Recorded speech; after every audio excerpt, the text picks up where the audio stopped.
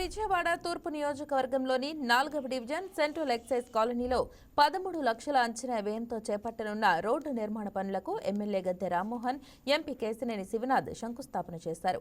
గత ప్రభుత్వ అరాచక పాలనపై సమరశంఖం పూరించిన మంత్రి నారా లోకేష్ యువగళం పాదయాత్ర నేటితో 3 ఏళ్లు పూర్తి చేసుకుందని తెలిపారు. ఆంధ్రప్రదేశ్ రాష్ట్ర రాజకీయాల్లో గేమ్ చేంజర్గా యువగళం నిలిచిందని పేర్కొన్నారు. రాష్ట్రంలో రాక్షస పాలన ముగిసినప్పటికీ విజయవాడ మున్సిపల్ కార్పొరేషన్లో ఇంకా అభివృద్ధికి అడ్డంకులు కొనసాగుతున్నాయని తెలిపారు. మున్సిపల్ కౌన్సిల్ డిపిఆర్లను తిరస్కరించడం వల్ల నగర అభివృద్ధి కుంటుపడుతోందని విమర్శించారు. విజయవాడ గ్రేటర్ అయ్యేలోపు అన్ని సమస్యలు పరిష్కరిస్తామని హామీ ఇచ్చారు. అనంతరం ఎమ్మెల్యే గద్దె రామ్మోహన్ మాట్లాడుతూ విజయవాడ సుందరీకరణ, అభివృద్ధి కోసం డిపిఆర్ల తయారీలో ఎంపీ కేశినేని శివనాథ్ ప్రత్యేక శ్రద్ధ తీసుకున్నారని తెలిపారు. వైసీపీ మున్సిపల్ కౌన్సిల్ అభివృద్ధి పనులకు అడ్డుపడి జాప్యం చేస్తోందని ఆరోపించారు. ఈరోజు మా యువనేత నారా లోకేష్ పాదయాత్ర ప్రారంభించి 3 సంవత్సరాలు పూర్తయింది.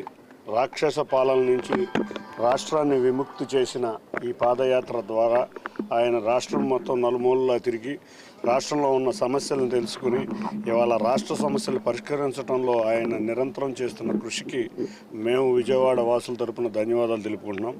మరొక విషయం, రాక్షస పాలన రాష్ట్రంలో పోయిందే కానీ కార్పొరేషన్లో పోలేదు.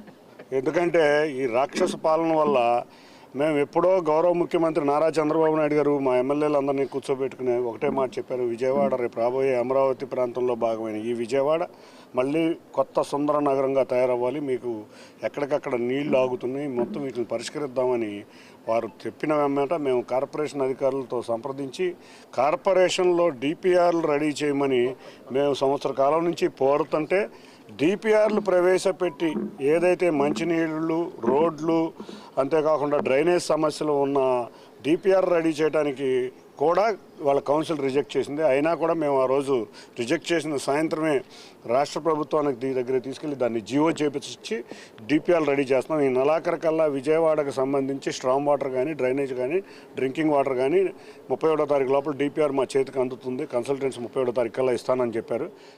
ఈరోజు సెంట్రల్ ఎక్సైజ్ కాలనీలో 13 లక్షలతో రోడ్డు నిర్మాణానికి శంకుస్థాపన చేసుకోవడం జరిగింది. ఈ 2 సంవత్సరాలు అంటే ఇంకా సంవత్సరం 7 నెలల కాలంలో తూర్పు నియోజకవర్గంలో అనేకమైన రోడ్లకు శంకుస్థాపనలు, చాలా రోడ్లు కూడా పూర్తవడం, ఇంకా కూడా మొట్టమొదటి నుంచి విజయవాడ నగరాన్ని మంచి నగరంగా తీర్చిదిద్దడానికి అన్ని మౌలిక సదుపాయాలు కల్పన చేయడానికి మన ఎంపీ కేశినేని చిన్ని గారు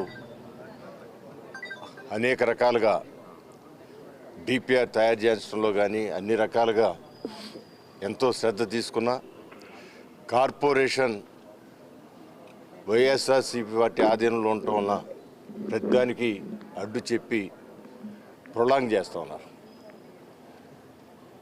ఒక కాలనీకి మంచినీళ్ళు ఇవ్వాలని చెప్పి సదుద్దేశంతో ఆయన 60 లక్షల రూపాయలు నిధులు ఇస్తే వాటిని కూడా అమలుపరచకుండా అడ్డుకోవడానికి కూడా ప్రయత్నం చేయడం జరుగుతుంది. ప్రభుత్వం నారా చంద్రబాబు నాయుడు గారి నాయకత్వంలో అభివృద్ధికి ముందు పీట, అభివృద్ధి సంక్షేమం రెండు కాళ్ళగా తీసుకెళ్లాలనే ఆలోచనతో ఆయన. హాయ్ వ్యూయర్స్, ఈ వీడియో మీకు నచ్చినట్లయితే లైక్ కొట్టి షేర్ చేసి వైకే టీవీని సబ్స్క్రైబ్ చేసుకోండి.